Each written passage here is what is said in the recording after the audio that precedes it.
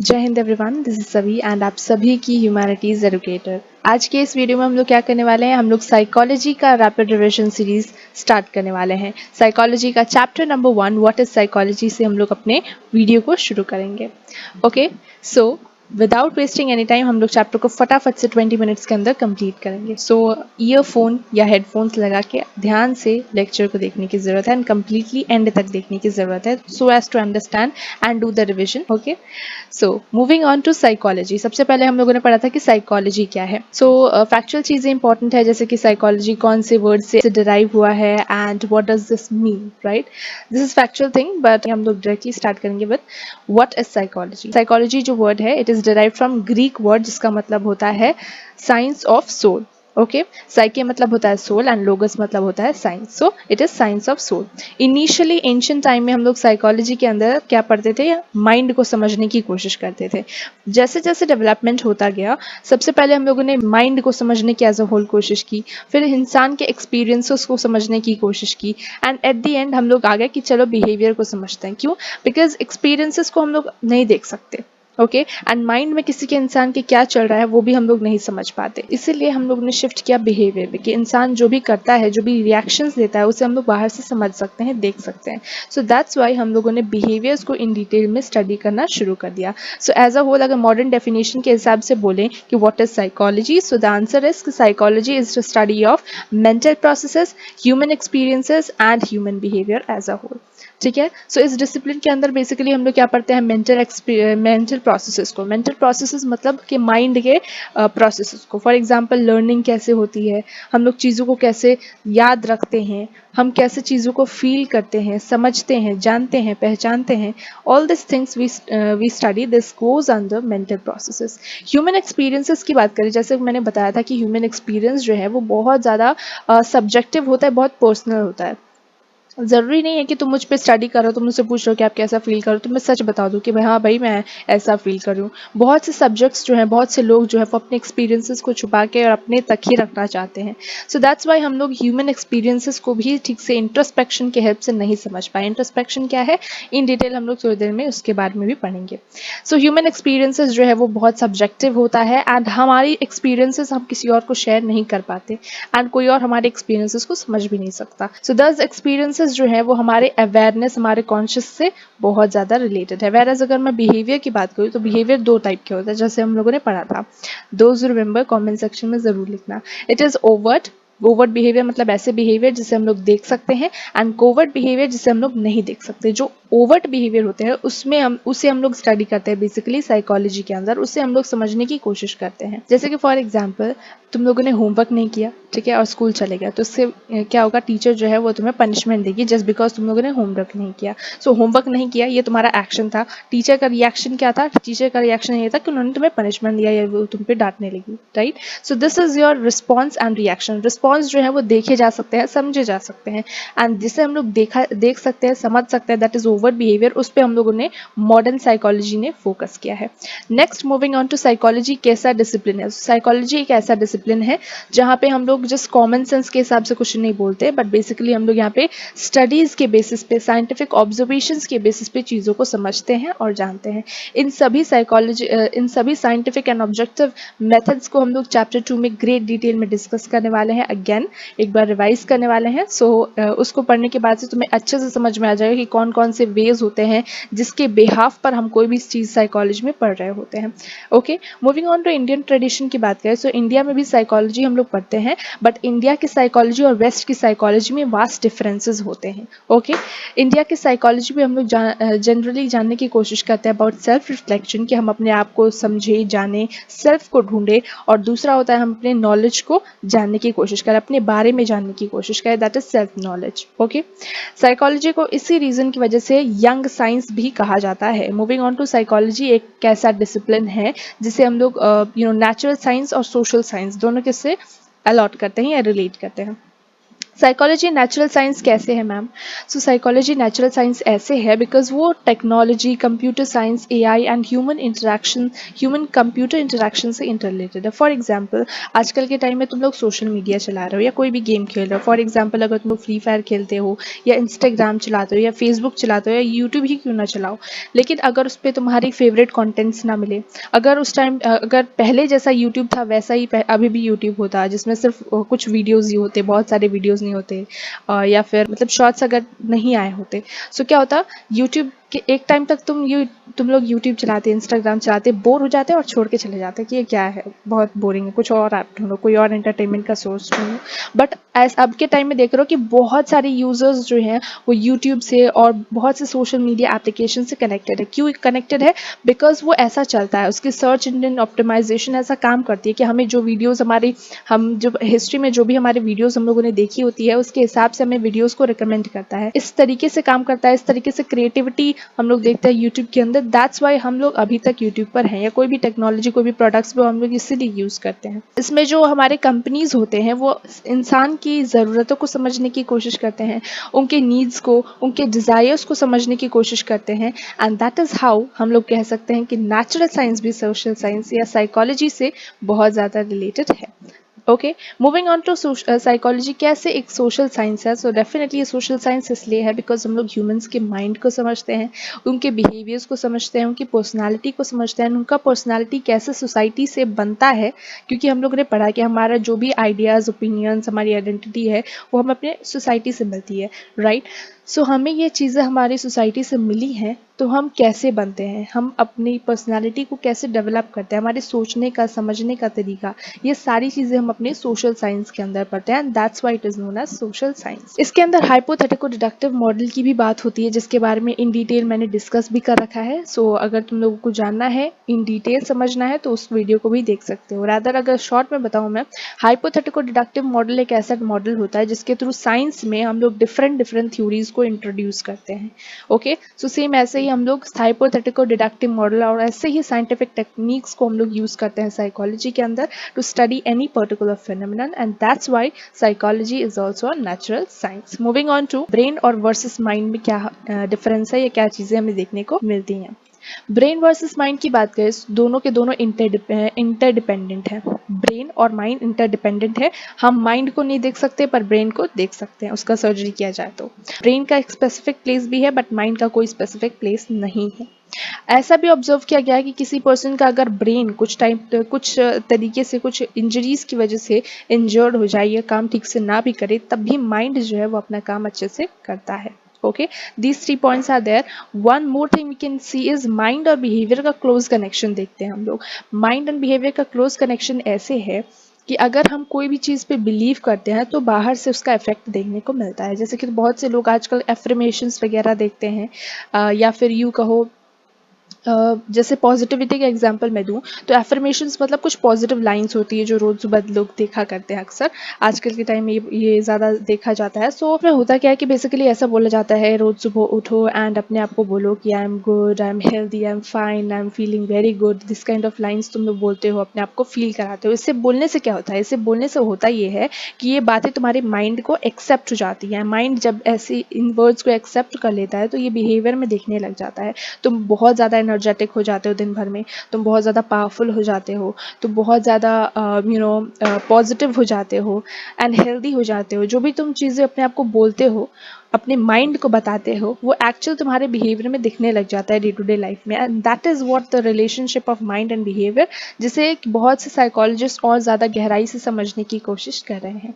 साइकोन्यूरोइम्यूनोलॉजी ये 1 मार्कर के लिए एंड 2 मार्कर के लिए इंपॉर्टेंट है। अगेन, साइकोन्यूरोइम्यूनोलॉजी एक ऐसा डिसिप्लिन है, एक ऐसा सब्जेक्ट फेमिनन है जहाँ पे हम लोग क्या करते हैं, माइंड को पढ़ने की कोशिश करते हैं कि माइंड को कैसे हम लोग स्ट्रेंथ प्रोवाइड कर सकते हैं and through the immune system. For example अगर कोई बीमार पड़ जाता है, किसी को कोई इंजरी सीरियस हो जाती है, तो उसे ठीक हम कैसे करें, थ्रू दिस डिसिप्लिन हम लोग अपने माइंड को कैसे यूज़ करें, कैसे माइंड को हम लोग इंस्ट्रक्ट करें, पॉजिटिव कमेंट्स से ही वो ठीक होने की कोशिश करें, लाइक दिस। सो एक काइंड ऑफ अ डिसिप्लिन है जो कि अभी ट्रेंड में स्टडी किया जा रहा है, बट देखते हैं क्या होता है आगे। Okay, then comes popular notion about what known as psychology. Psychology को माना जाता है कि मैम ये एक ऐसा सब्जेक्ट है जो बेसिकली हम लोग पढ़ते रहते हैं, हमको पता है, इसमें कुछ नया नहीं है, राइट? ऐसा बहुत से स्टूडेंट्स को लगता है, बट ऐसा नहीं है। हम लोग बहुत सी चीज़ें हैं जो नहीं जानते हैं। फॉर एग्जाम्पल कॉमन सेंस में कहते हैं कि अगर दो फ्रेंड्स हैं, तो वो अगर उनको दूर कर दिया जाए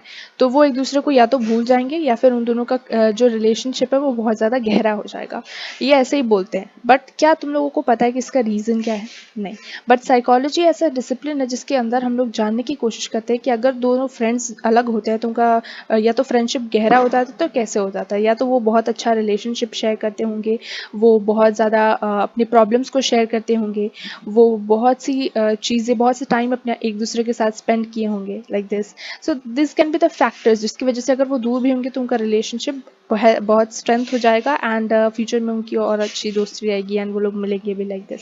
सो साइकोलॉजी जो है वो पैटर्न से चलता है, वो चीज़ों को एनालाइज करते हुए चलता है। So this is why common sense है वो फुल्ली अलग होता है, like this. Okay, this is the first example. Second is जैसे कि हम लोगों ने पढ़ा था मैथ्स प्रॉब्लम का एग्जाम्पल जो कि डायरेक्ट नहीं दिया था। उन्होंने कहा था कि अगर जैसे कि कॉमन सेंस की बात है, हम लोग भी सोचते हैं जब भी हम लोग छोटे थे तो हम लोग ऐसे सोचते थे कि मैथ्स का प्रॉब्लम अगर ईजी दिया जाए तो हम लोग ईजी अच्छे से सॉल्व कर पाएंगे, तो हम लोग कॉन्फिडेंस होगा, तो हम लोग हार्ड सम्स को भी ट्राई करेंगे। वेराज अगर एक्चुअल में इसको एक्सपेरिमेंट करके डायरेक्ट नहीं देखा तो उन्होंने क्या पाया कि अगर हम किसी एक स्पेसिफिक सेट ऑफ पीपल है उनको मैं बहुत ज़्यादा ईजी सम्स देती हूँ और उसके बाद उनको हार्ड सम्स देती हूँ, तो वो ईजी सम्स तो कर लेते हैं लेकिन हार्ड सम्स पे वो गिव अप कर देते हैं। वेराज एक सेट ऑफ स्टूडेंट्स को मैंने बहुत ज़्यादा हार्ड क्वेश्चंस दिए स्टार्टिंग में, तो उन्होंने बोला कि मैम मुझसे नहीं होगा, लेकिन फिर उनको कोशिश किया गया, उनको प्रेरित किया गया एंड आफ्टरवर्ड्स हम लोगों ने देखा, ऑब्जर्व किया कि इन स्टूडेंट्स ने हार्ड क्वेश्चंस को अटेम्प्ट इतने अच्छे से किया कि इजी क्वेश्चंस आ रहे थे तो उन्होंने बहुत आराम से कर लिया उसे, उनके लिए बहुत डिफिकल्ट नहीं था। ओके, सो इनके अंदर एक नेवर गिव अप वाला एटीट्यूड हम लोगों को देखने को मिला, वेराज ये लोग तो आराम से गिव अप कर दिए। So this are the two things which we get to see in the study and इससे हम लोग बोल सकते हैं कि साइकोलॉजी जो है वो कॉमन सेंस से बहुत ज़्यादा अलग है, right? Moving on to evolution of psychology की अगर हम बात करें, सो कैसे साइकोलॉजी हमें इंट्रोड्यूस हुआ है। जैसे कि सोशोलॉजी के बारे में हम लोग जानते हो कि सोशोलॉजी वेस्टर्न डेवलपमेंट है, ठीक वैसे ही साइकोलॉजी भी एक वेस्टर्न डेवलपमेंट ही है। ओके, इसका बर्थ हुआ था फिलॉसफी से, ठीक है? फिलॉसफी इन द सेंस कि फिलॉसफी में हम लोग पढ़ते थे कि क्या सही है क्या गलत है, देन क्या कैसे हमें एक अच्छी ज़िंदगी को जीना चाहिए, लाइक दिस हम लोग ये पढ़ते थे फिलॉसफी के अंदर। हम लोग कॉन्शियसनेस एंड सब कॉन्शियसनेस के बारे में भी पढ़ते थे इसके अंदर एंड सर्टनली एक ऐसा टाइम पीरियड आया जब फिलॉसफी से साइकोलॉजी नाम के सब्जेक्ट को बाहर निकाला गया, जहाँ पे हम लोग माइंड के बारे में फोकसली स्टडी करना शुरू कर दिए। ओके, इसका बर्थ हुआ था लीप्जिग में। साइकोलॉजी का फर्स्ट एक्सपेरिमेंटल लैबोरेटरी ओपन हुआ था in 1879 in Leipzig by the person named as Wilhelm Wundt. Okay, Wilhelm Wundt ने साइकोलॉजी को एक फॉर्मल डिसिप्लिन की तरह इंट्रोड्यूस करने में बहुत ज़्यादा कंट्रीब्यूशन दिया एंड उसके बाद उन्होंने पढ़ा साइकोलॉजी के अंदर स्ट्रक्चर ऑफ माइंड के बारे में कि माइंड कैसे बना, माइंड की कैसे फॉर्मेशन हुई। उन्होंने फोकस किया upon the introspection method. Introspection के थ्रू वो जानना की कोशिश कर रहे थे कि माइंड कैसे काम करता है, उसकी स्ट्रक्चरिंग कैसे चलती है, लाइक दिस। इंट्रोस्पेक्शन एक ऐसा मेथड है जहाँ पे मैं एक पर्सन को बैठाती हूँ, उसे सब्जेक्ट कहते हैं, पर्सन बोल सकते हो या सब्जेक्ट। सब्जेक्ट मतलब जिसके साथ हम लोग एक्सपेरिमेंट करते हैं, सो उनको हम लोग बुलाते हैं, कोई भी इंडिविजुअल को, और हम पूछते हैं कि तुम इस सिचुएशन में कैसा महसूस कर रहे थे।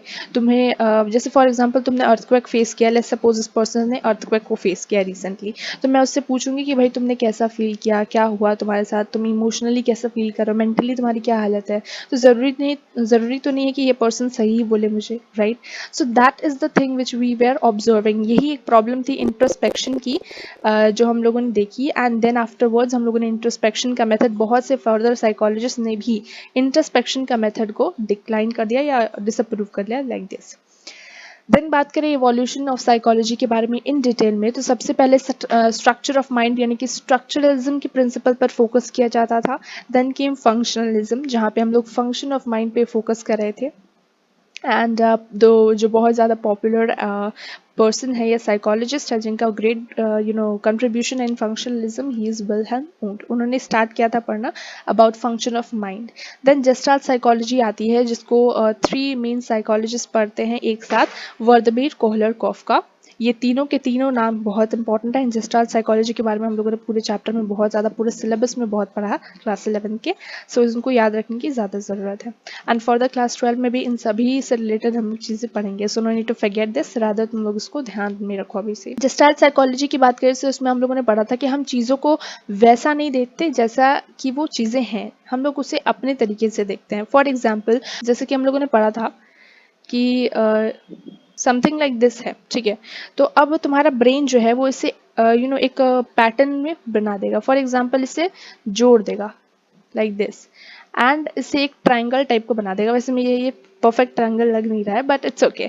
इसको मतलब जो गैप्स है इसको अपने आप तुम्हारा ब्रेन जो है वो फिल कर देगा एंड इसे एक ट्राइंगल का शेप दे देगा लाइक दिस। सो ये हमारा जो ब्रेन का देखने का तरीका होता है वो एक स्पेसिफिक पैटर्न में काम करता है, चीज़ों को वैसा नहीं देखता है जैसा वो है। जैसे मैंने पहले बनाया था इसे, तो पहले ये कुछ इस टाइप का दिख रहा था ऐसे करके, राइट। तो इसे ऐसा ना देख के हमारे ब्रेन ने इसे जोड़ दिया, डॉट्स को जोड़कर इसे एक ट्राइंगल का फॉर्म दे दिया। So that is what we have seen in gestalt approach. So whatever we see it as a whole. हम कोई भी चीज़ को देखते हैं तो उसे होल को देखते हैं, पूरे परफेक्ट शेप को देखते हैं, ना कि उसके पार्ट्स को। जैसे हम लोग ट्री भी देखेंगे तो ट्री को पूरी तरीके से देखेंगे, उसको हम लोग ऐसे नहीं देखेंगे कि ये पत्ता है, फिर ट्री का ऊपर का ऐसा फॉर्म है, नीचे का ऐसा फॉर्म है। हम लोग ऐसे नहीं देखते, हम लोग एज अ होल चीज़ों को देखते हैं। Okay, and then come cognitive approach, जिसे हम लोग कंस्ट्रक्टिविज्म भी कहते हैं, जिसके अंदर मेन कंट्रीब्यूशन था जीन पाइजेट वगैरह का।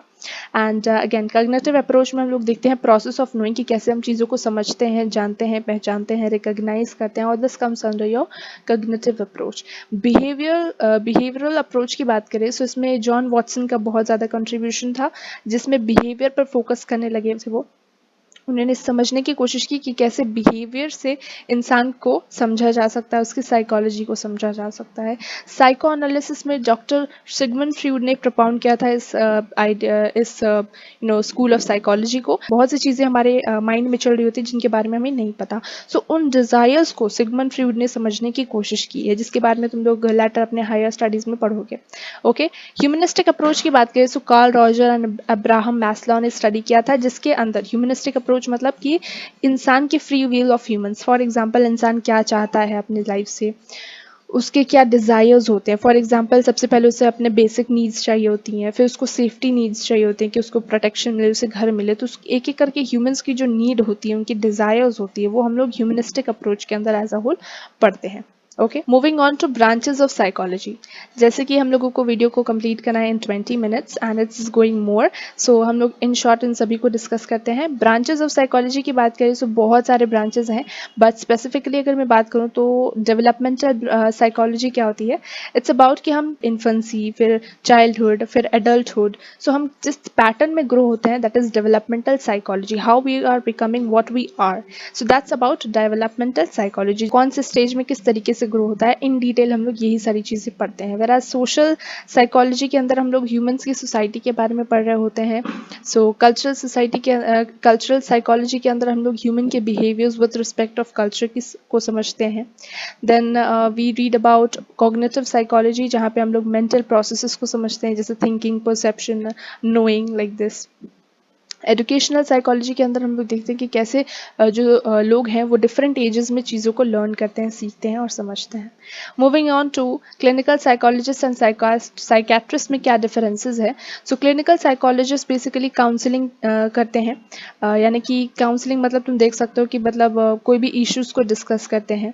देन जैसे फॉर एग्जांपल तुम्हें अपने करियर गाइडेंस चाहिए तो तुम्हें काउंसलिंग पे नहीं जाना होता है, जहाँ पे तुम जो काउंसलर है उससे अपनी प्रॉब्लम्स को शेयर करते हो। तुम शेयर करते हो कि मेरा इंटरेस्ट फील्ड्स यहाँ है, तो वो तुम्हें सजेस्ट करती है कि अगर तुम्हारा इंटरेस्ट यहाँ है तो तुम्हें इस फील्ड को चूज़ करना चाहिए। तो काउंसलिंग मतलब क्या होता है, काइंड ऑफ डिस्कशन, जहाँ पे तुम डिस्कशन कर पाते हो काउंसलिंग में, एंड खुल के अपनी बातों को सामने रख पाते हो एंड प्रॉपर एडवाइस तुम्हें मिलती है वहाँ से। सो क्लिनिकल साइकोलॉजिस्ट काउंसलिंग करते हैं, इनके पास डिग्री होती है साइकोलॉजी की, इन्होंने ट्रेनिंग ली होती है एंड ये सिर्फ सोल्यूशन प्रोवाइड करते हैं। ये सिर्फ जो भी प्रॉब्लम है तुम्हारी लाइफ में, ये लोग सिर्फ सोल्यूशन प्रोवाइड करेंगे। वैसे साइकाट्रिस्ट जो होती हैं वो तुम्हें दवाई प्रोवाइड करेंगी, मेडिसिन, देन वो तुम्हारे इलाज भी करेंगी through electroshock treatments and all. Then वो उनके पास basically medical degree and special training भी होती है। देन अगर हम बात करें नेक्स्ट की, which is our psychology and other disciplines, philosophy.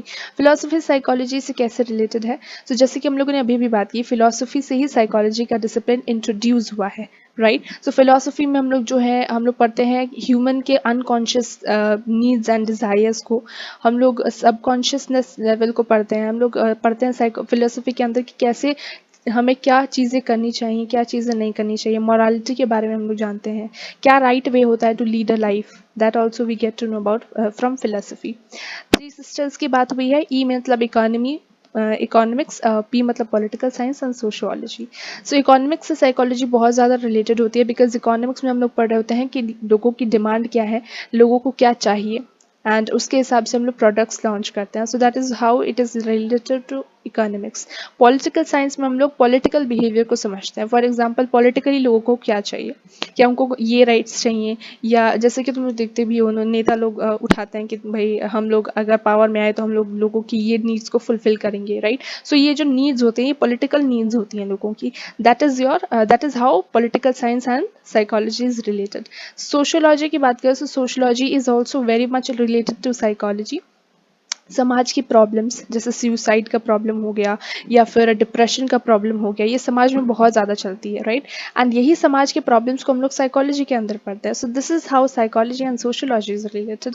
Music की बात करें सो म्यूज़िक और जैसे कि हम लोग देखते हैं कि म्यूज़िक जो है वो कहीं ना कहीं माइंड को बहुत रिफ्रेश कर देती है, एनर्जाइज करती है। बहुत से लोग म्यूज़िक करते करते अपना बहुत से काम करना प्रेफर करते हैं, उनके मूड्स जो है वो म्यूज़िक से अपलिफ्ट होते हैं। सो ये चीज़ें हमें कहाँ से जानने को मिली? हमें साइकोलॉजी की हेल्प से ही जानने को मिली कि म्यूज़िक माइंड के लिए बहुत ज़्यादा अच्छा है, ब्रेन के लिए, मूड के लिए बहुत अच्छा है। सो ये सारी चीज़ें हमें साइकोलॉजी के हेल्प से ही जानने को मिली।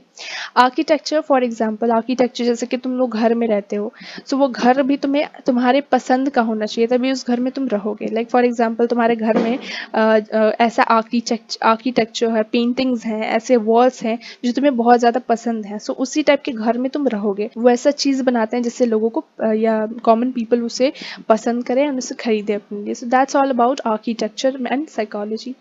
मेडिसिन की बात करें तो healthy mind is equals to healthy body, ये तुम लोगों ने पक्का से सुना होगा।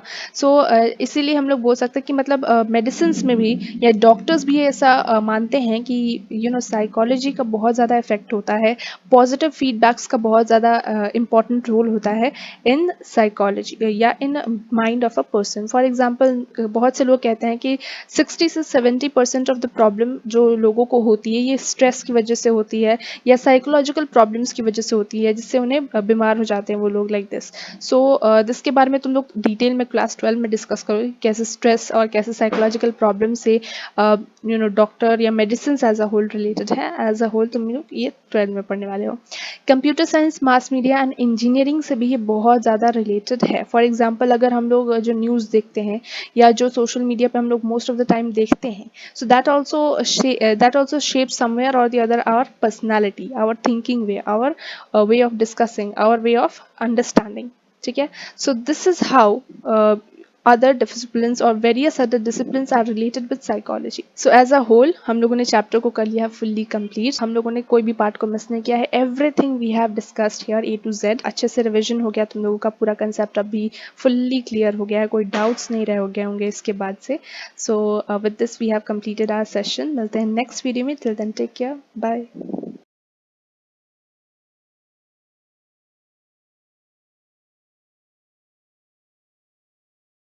जय हिंद everyone, this is Savi and आप सभी की ह्यूमैनिटीज एजुकेटर। आज के इस वीडियो में हम लोग rapid division series of psychology के चैप्टर नंबर 2 पे मूव कर रहे हैं, which is methods of inquiry in psychology.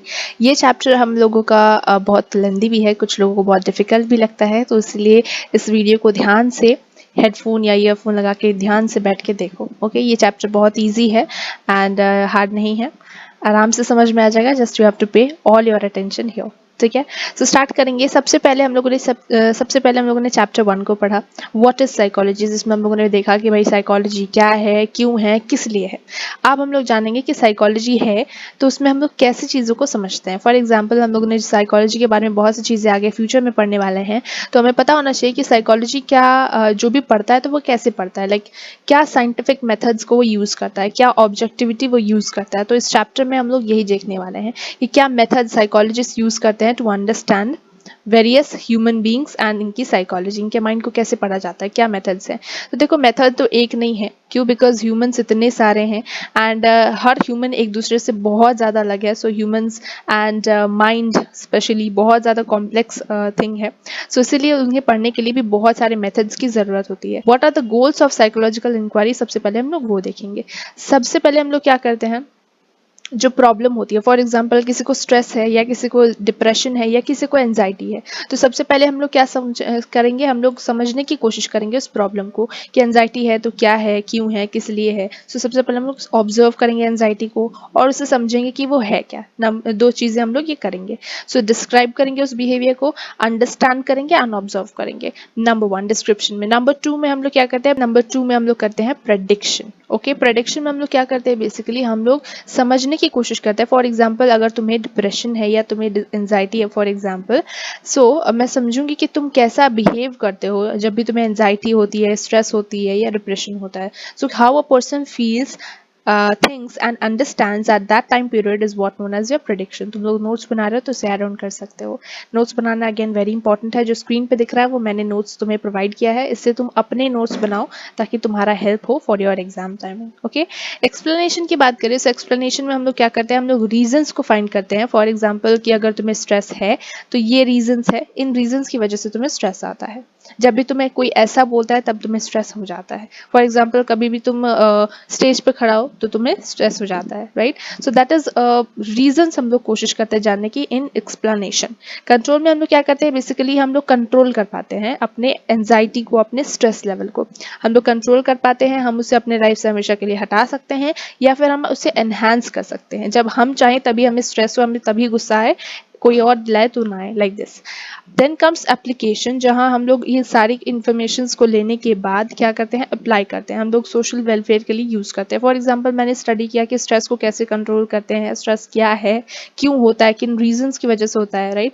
ये सारी चीजें मैंने जान ली, तो मैं जान के क्या करूंगी, मुझे लोगों को बताना पड़ेगा इन सभी चीजों के बारे में ताकि वो अपने स्ट्रेस को कंट्रोल कर पाए, राइट, अपने एंजाइटी को कंट्रोल कर पाए। या कोई इंसान अगर डिप्रेशन में है तो वो डिप्रेशन से बाहर निकल पाए, right. So this are the applications way.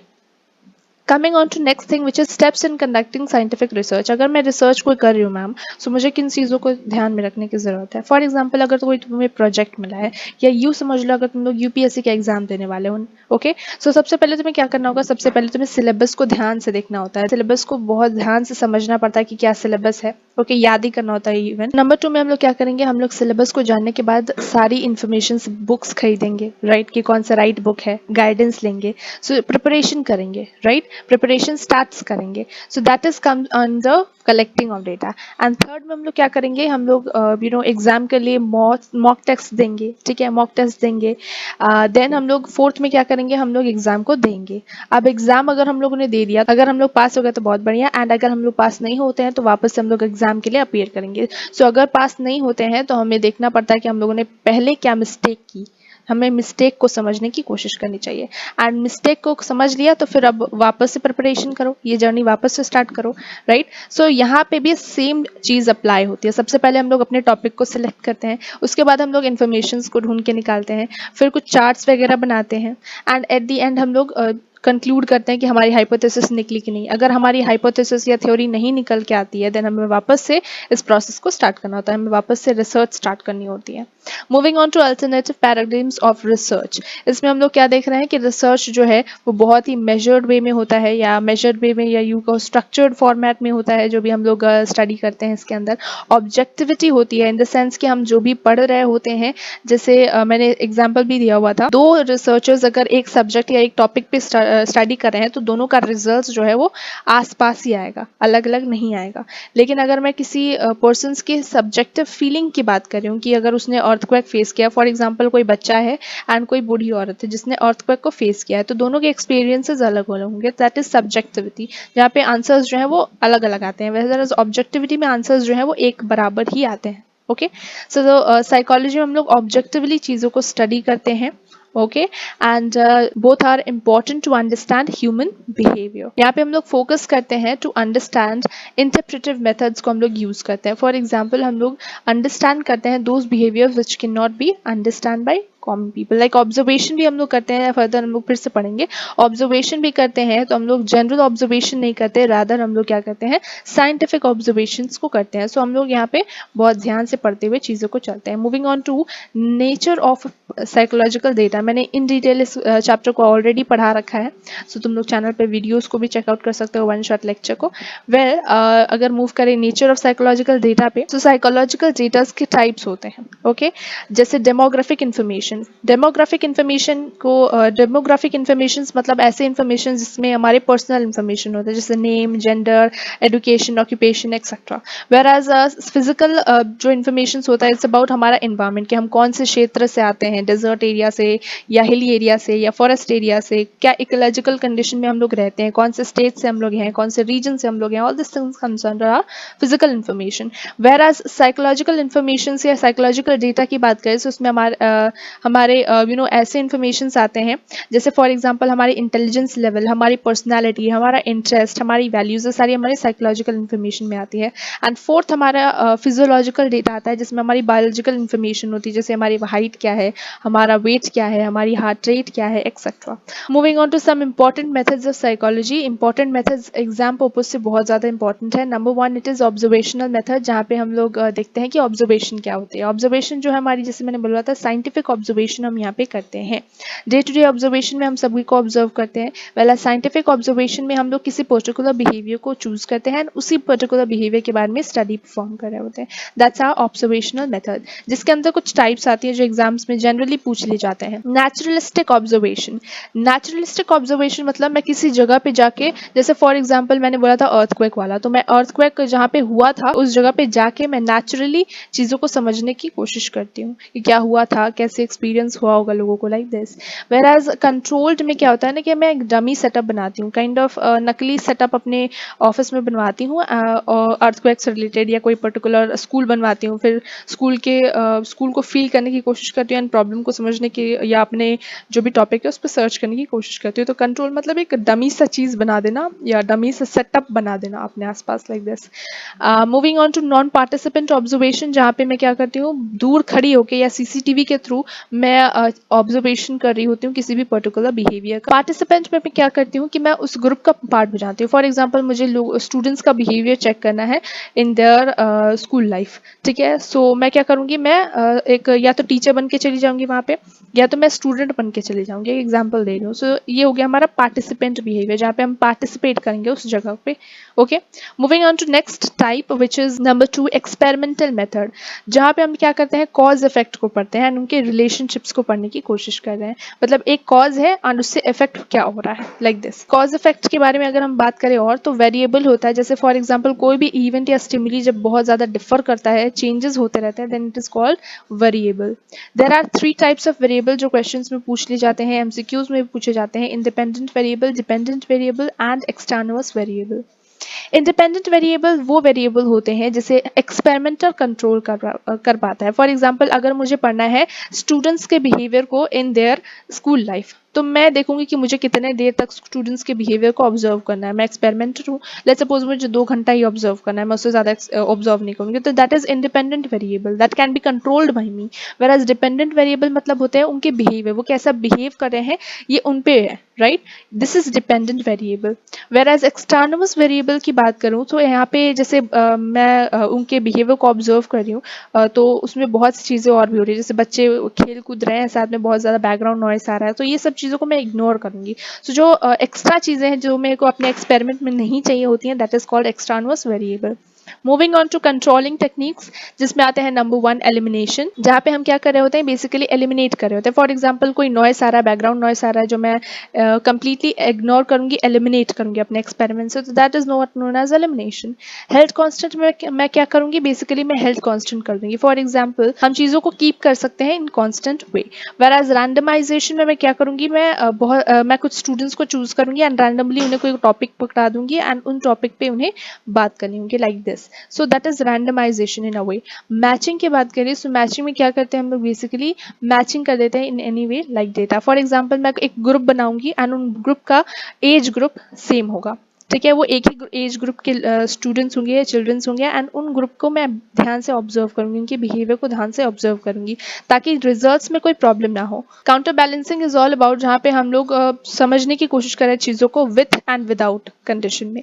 For example जैसे कि मैं समझने की कोशिश कर रही हूँ effects of noise in exam, यानी कि एग्जाम है कल तुम्हारा, ठीक है, एंड अभी तुम लोग पढ़ाई करने की कोशिश कर रहे हो बट बहुत ज्यादा नॉइस आ रही है, तो मैं देखूंगी कि नॉइस के साथ तुम लोग कैसे परफॉर्म कर रहे हो एग्जाम में एंड बिना नॉइस के जो स्टूडेंट्स हैं वो कैसे परफॉर्म कर रहे हैं एग्जाम में. So this is what counter balancing is all about. So these are the controlling techniques. Basically controlling techniques use इसलिए होती हैं, नंबर 1 ताकि हम लोग एक्स्ट्रा चीज़ों को एलिमिनेट करें, नंबर 2 ताकि जो भी एक्सपेरिमेंट हम लोग कर रहे हो उसमें हमें कोई प्रॉब्लम ना हो एंड जो चीज़ें हमें नहीं चाहिए या जो चीज़ें जो प्रॉब्लम क्रिएट करती हैं मेरे एक्सपेरिमेंट में उनसे मैं अच्छे से इग्नोर कर पाऊँ, like this. So these are the main two ways. Now next coming to control group, no manipulation of independent variable is known as control group, जहाँ पे मैं कुछ change नहीं करती हूँ. And experimental group मतलब होता है receives manipulation, जहाँ पे चीज़ों को मैं change कर रही हूँ. Like for example effect of noise on memorization है. सो इफेक्ट ऑफ नॉइस जो है दैट इज नॉइस कितना होगा कितना नहीं होगा that will be decided by me, so that is why noise जो है वो इंडिपेंडेंट वेरिएबल हुआ. वेर एज मेमोराइजेशन की भाई कितना आवाज़ पे तुम लोग मेमोराइज मतलब चीज़ों को याद कितना कर पा रहे हो, तो वो तुम्हारी कैपेसिटी पे बेस्ड है कि तुम कितना इतना आवाज़ चल रहा है तो तुम याद कर पाओगे कि नहीं चीज़ों को. So that's dependent on you. मैं कुछ स्टूडेंट्स को लूँगी, ठीक है, जिन्हें मैं कोशिश करूंगी कि वो याद कर रहे हैं चीज़ों, मैं गाना बजा दूंगी और मैं देखूंगी कि आवाज़ के साथ वो लोग याद कर रहे हैं कैसे एंड बिना आवाज़ के वो कैसे याद कर रहे हैं. विथ नॉइस वो लोग याद करने की कोशिश करें तो that is experimental group and without noise वाला कंट्रोल ग्रुप होगा, क्योंकि मैंने कंट्रोल कर रखा है उन ग्रुप को अपने हिसाब से. तो that is what it is trying to explain. Next है field and quasi groups. So this ये दोनों टाइप्स के अंदर आते हैं ऑफ एक्सपेरिमेंटल ग्रुप.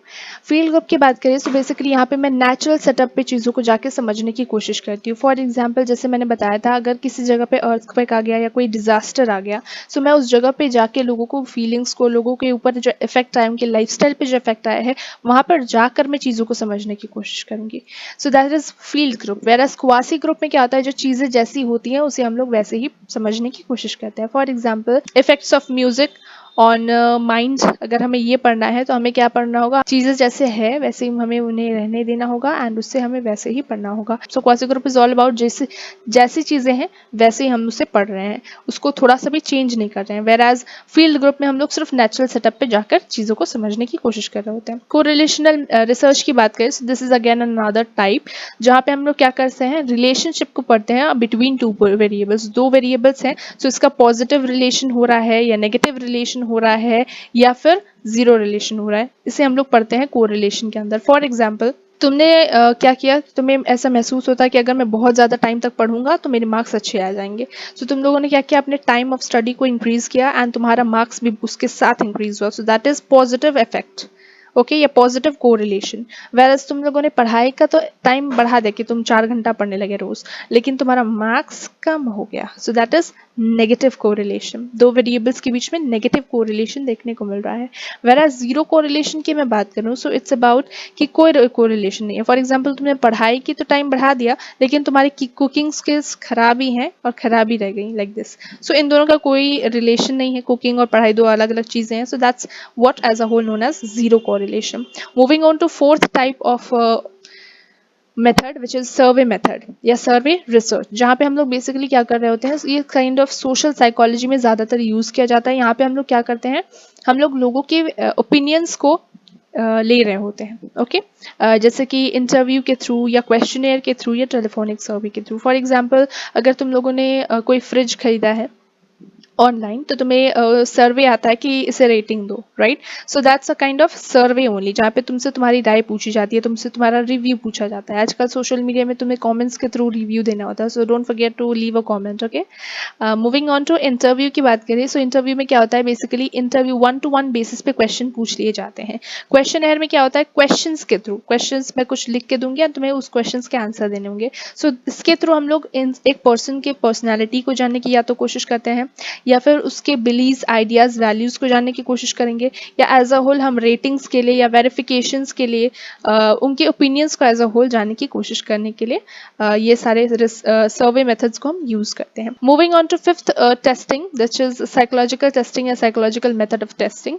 ये एक ऐसा मेथड होता है जो हम लोग ऑब्जेक्टिव मैनर में करते हैं, सिस्टमैटिक मैनर में करते हैं, स्टैंडर्डाइज वे में भी करते हैं। इसमें कुछ क्राइटेरियाज होती हैं। फॉर एग्जांपल वैलिडिटी, वैलिडिटी में हम क्या करते हैं कि हम कोशिश कर रहे होते हैं कि जो हम लोग मेजर कर रहे हैं वो हमारे टॉपिक से रिलेटेड हो। Moving on to item analysis, जहाँ पे हम एक टॉपिक से रिलेटेड बहुत से क्वेश्चंस को प्रिपेयर करते हैं, हम लोग ध्यान में रखते हैं कि जो टॉपिक है उसी से रिलेटेड हम क्वेश्चंस पूछ रहे हैं, लाइक दिस। रिलायबिलिटी होती है consistency off score. For example आज तुम्हारा आईक्यू टेस्ट हुआ, तो तुम्हारा आईक्यू लेट्स सपोज 90 निकला, एंड कल तुम्हारा या एक महीने या एक साल बाद तुम्हारा आईक्यू का टेस्ट होता है तो तुम्हारा 100 निकलता है या 90 के आसपास निकलता है, so that is normal. So ये होता है consistency of scores. Moving on to norm, हम जो भी साइकोलॉजिकल टेस्टिंग करते हैं उसके कुछ कायदे कानून होते हैं, एक प्रॉपर वे होता है, एक प्रॉपर क्राइटेरियाज होता है जिसे हमें फॉलो करना होता है। That comes under norm. So ये important है for your exam purpose view, what is psychological testing and इसके criteria, so इसे ध्यान में रखने की जरूरत है। Moving on two types, types होते हैं कुछ साइकोलॉजिकल टेस्टिंग के अंदर, जैसे नेचर के बेसिस पे, एडमिनिस्ट्रेशन के बेसिस पे एंड क्लासिफिकेशन के बेसिस पे। नेचर के बेसिस पे वर्बल टेस्ट होते हैं, जैसे मैं क्वेश्चन पूछ लूंगी तुमसे अभी वीडियो में, सो that's your verbal testing. Non verbal में हम लोग बेसिकली मैं कुछ पिक्चर्स दिखाऊंगी, कुछ साइंस या सिंबल्स दिखाऊंगी एंड तुम्हें उसका मीनिंग बताना होगा, so that's your non verbal communication या non verbal type of question. Whereas performance में हम लोग क्या करेंगे, मैं तुम्हें कोई टास्क दूंगी एंड उस टास्क को तुम्हें कंप्लीट करना है, उस टास्क के बेसिस पे मैं तुम्हें मार्क्स दूंगी कि तुमने ये टास्क अच्छे से किया है, so this much will be a marks like this.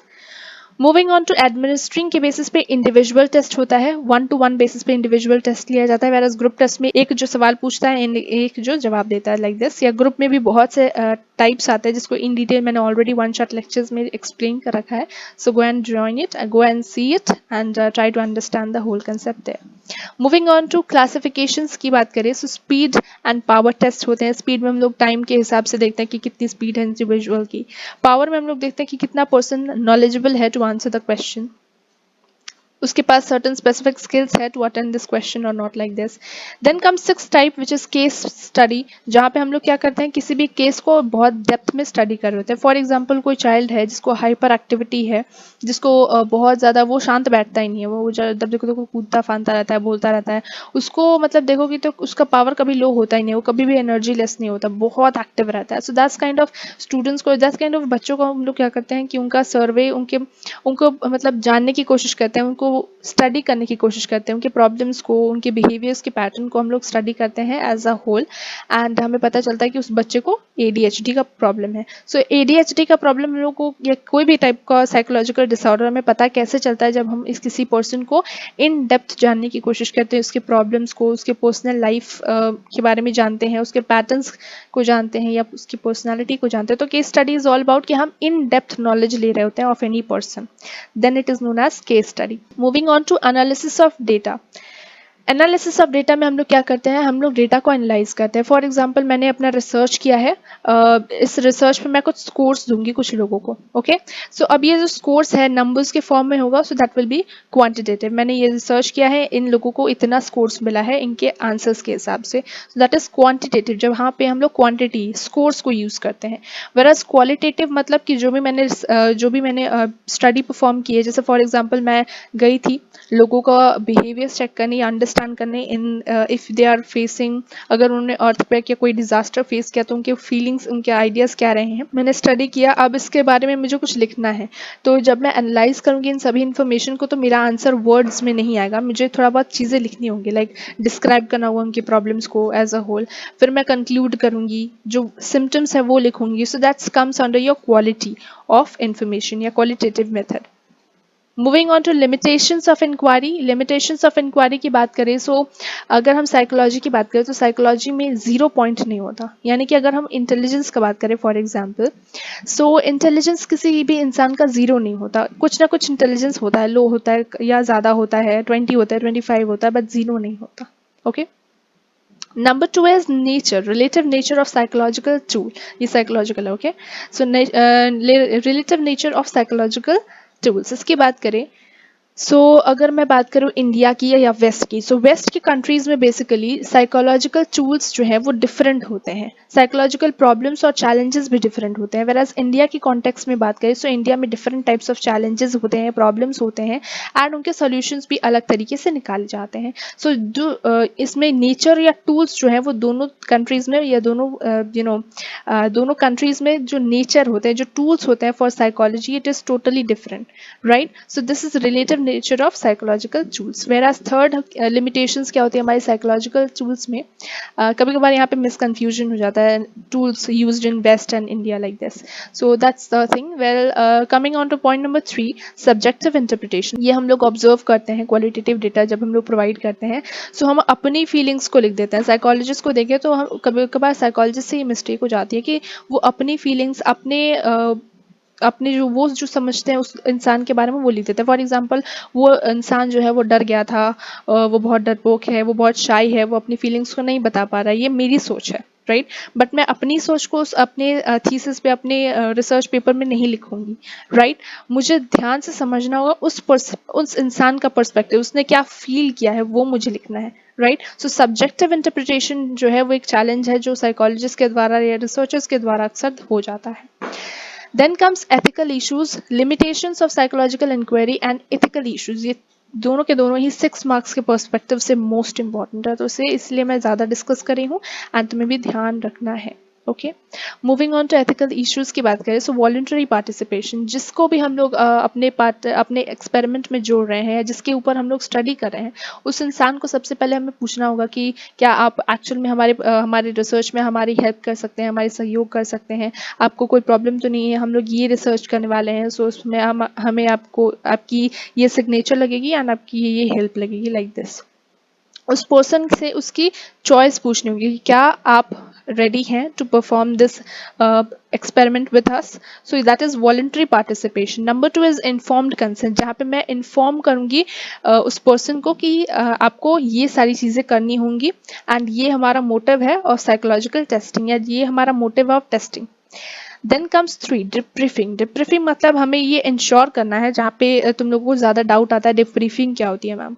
Debriefing मतलब होती है कि बेसिकली ये एक ऐसे कंडीशन होता है, फॉर एग्जांपल जिस पर्सन पे मैं ये पर्सन है सपोज जिस पे मैं स्टडी कर रही हूँ परफॉर्म, ये जो है आया था तो बहुत खुश था, हेल्दी था, पॉजिटिव माइंडेड था, तो मुझे इंश्योर करना है कि जैसे ये पॉजिटिव माइंडेड आया था वैसे ये पॉजिटिव माइंडेड गया है, मतलब इसका जो कंडीशन है, मेंटल कंडीशन, फिजिकल कंडीशन, ये परफेक्ट रहे, फाइन रहे एंड जैसा आया था वैसा ही जाए, type healthy. Okay, like this, ये मुझे इंश्योर करना है।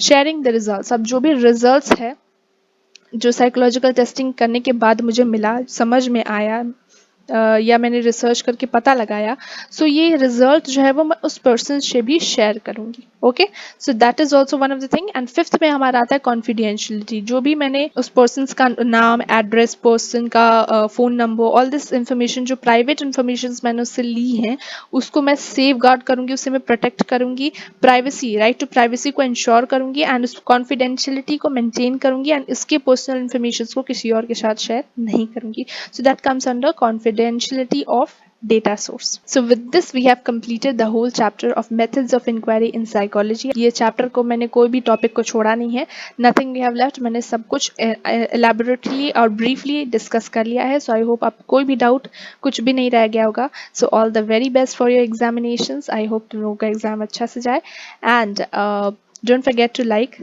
share and subscribe the channel. मिलते हैं next video में, till then take care, bye.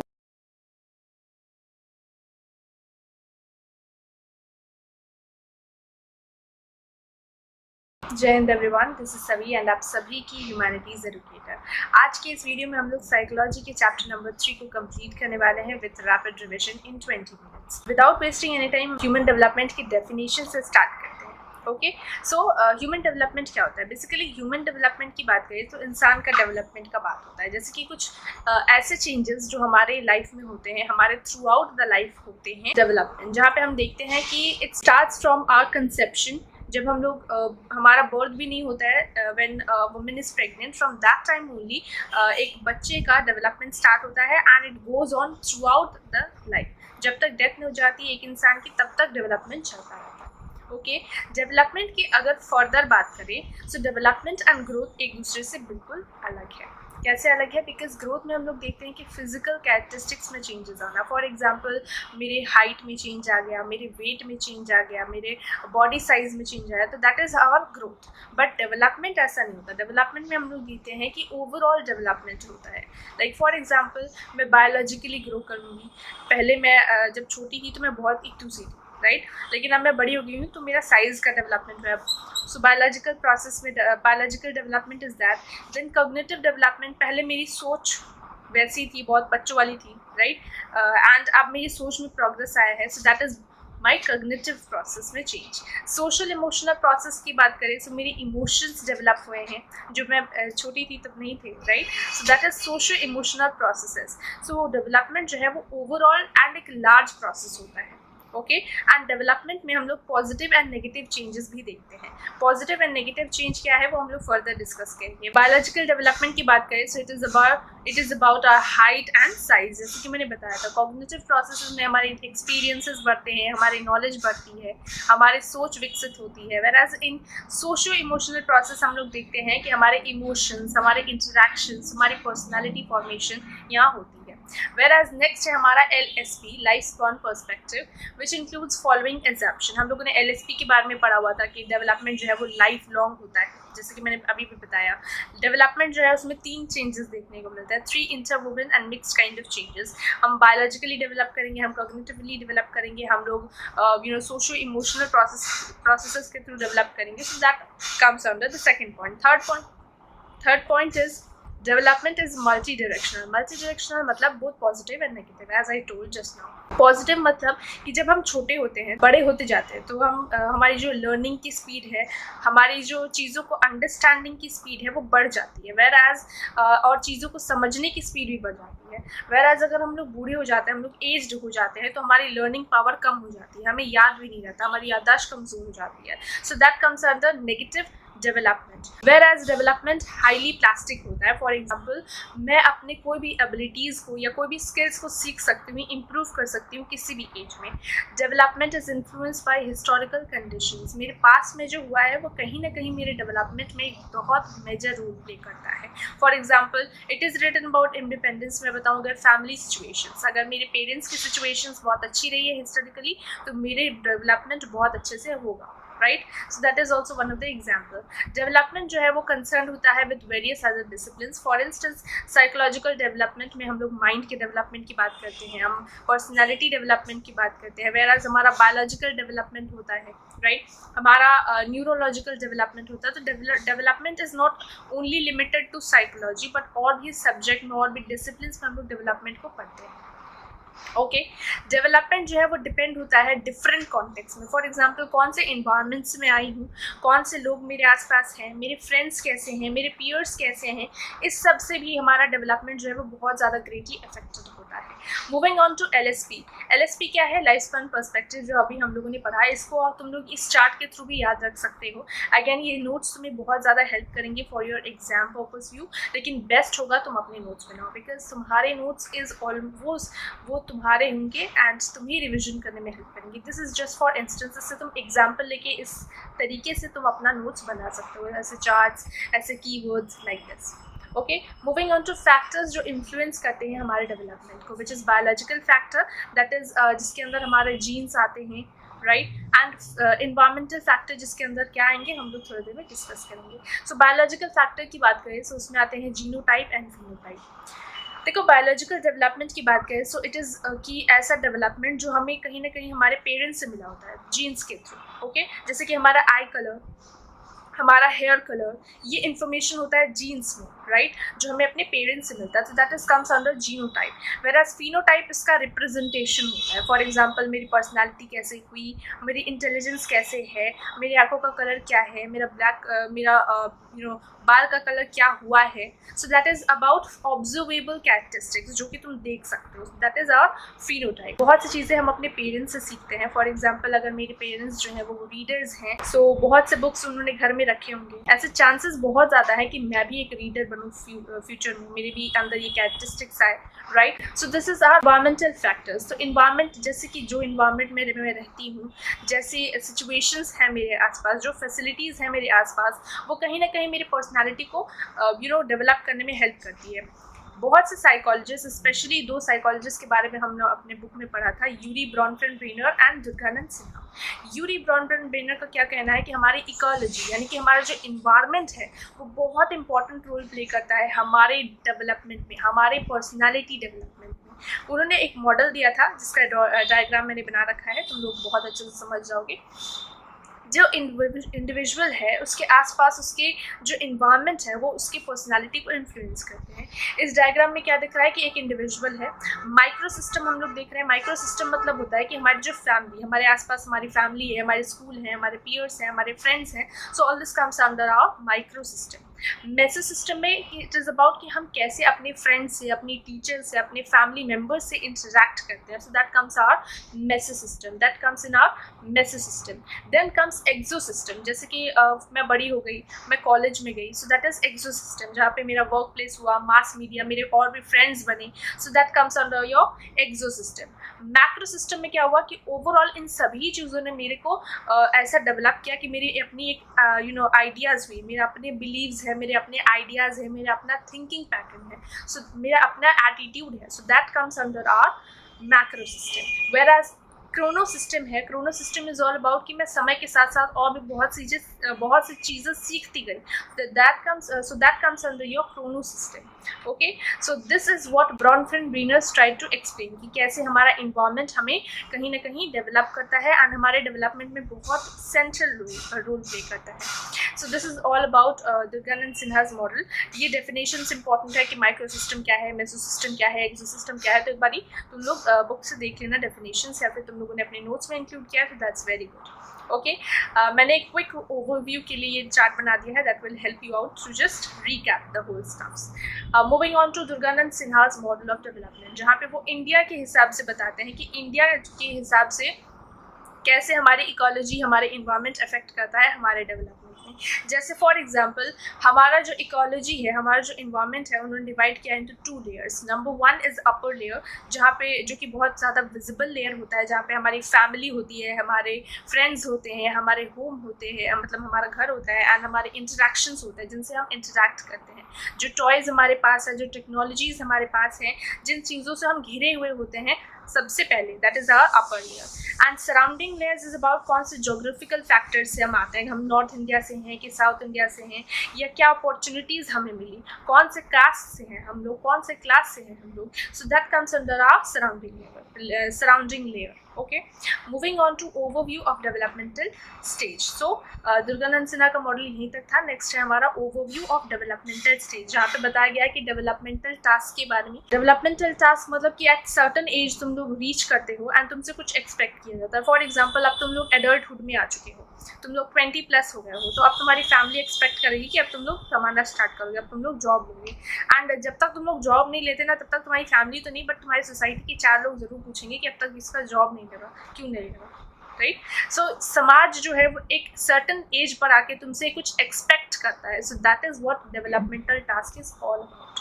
Moving on to overview of developmental stage में आगे हम लोग पढ़ेंगे कि डिफरेंट डेवलपमेंटल स्टेज होते हैं। For example number 1 prenatal stage होता है, नंबर 2 हमारा होता है इन्फेंसी, नंबर 3 होता है हमारा चाइल्डहुड, नंबर 4 होता है हमारा एडोलेसेंस, नंबर 5 होता है हमारा adulthood, and number 5 is our old age. So 1 by 1 इसके बारे में भी थोड़ा सा हम डिस्कस करेंगे। प्रीनेटल एज की बात करें तो प्रीनेटल एज क्या होता है, प्रेगनेंसी टाइम पीरियड होता है जब एक वुमन जो है वो प्रेग्नेंट होती है। वो 9 मंथ का पीरियड होता है, 40 weeks it is written also. उसमें क्या होता है ना कि खतरा होता है, खतरा इन द सेंस कि टेराटोजेंस जो कि इन्वायरमेंटल एजेंट्स हो सकते हैं वो कहीं ना कहीं प्रेगनेंसी में या बच्चे को हार्म करने में बहुत इंपॉर्टेंट रोल प्ले कर सकते हैं। अब ये टेराटोजेंस होते कौन से फॉर्म में है मैम?